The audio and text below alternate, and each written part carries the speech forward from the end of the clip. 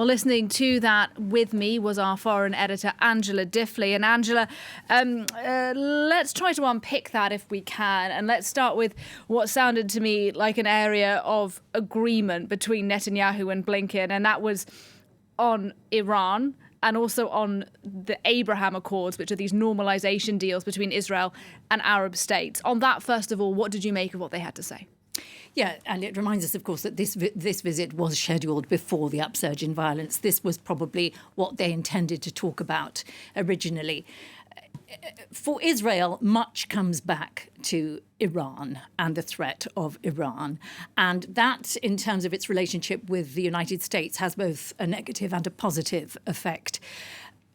Donald Trump was instrumental in organising or in facilitating the Abraham Accords, whereby Israel has a number of countries in that part of the world have decided to recognise Israel.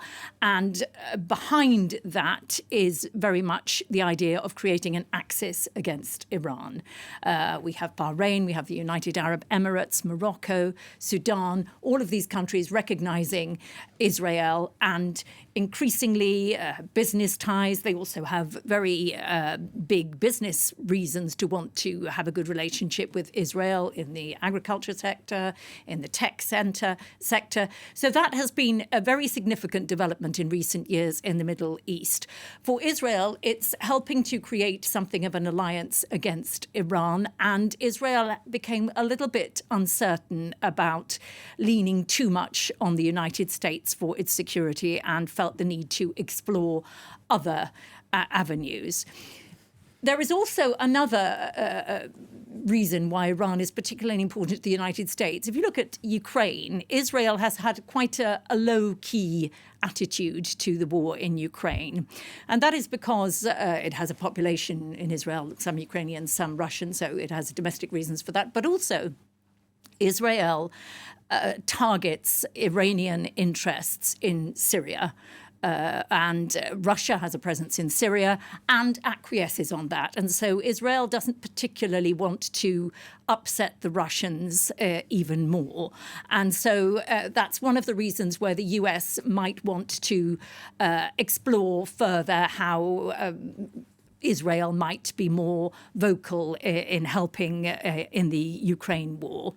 It's also, of course, the Americans under Trump said we are not going to go, we are going to pull out of the agreement, the talks with Iran over Iran's nuclear program, which the Iranians say is civilian and has no attacking possibility. The Israelis are extremely worried about it. Biden said or led everyone to believe that they would resuscitate those talks. They haven't. They've cooled on it very much, the Biden administration. So there's been a bit of a meeting of minds there between the Israelis and the Biden administration on the Iran talks. What about on Israel-Palestine, though? Because there was a phrase that struck me that both Blinken and Netanyahu used. That was the circle of peace they both kept talking about. But Blinken talked about the two-state solution. He said that was still the goal of the United States. Benjamin Netanyahu, as far as I heard, didn't mention that at all. So on Israel-Palestine, does it seem to you that the two, did they have a meeting of minds, or do they remain quite far apart? We weren't told, really. Sometimes the circle of peace, incidentally, is a word which is used to talk about the possibility of Saudi Arabia joining the Abraham Accords. That would be much further down the line, but that phrase is sometimes used in that context. In terms of two-state solutions, we know that Netanyahu's coalition government, in that government, there are cabinet members who have been perfectly open. They do not see the two-state solution as workable. And for the moment, he is dependent upon them to stay in power. Antony Blinken cannot do very much about that. And so the two-state solution remains unchanged, a commitment for the United States. Not much comment on it from the Israelis. In any case, for the moment, it's down to more concrete, incremental changes on the ground, like can the Palestinian Authority be persuaded to reinstate its security coordination?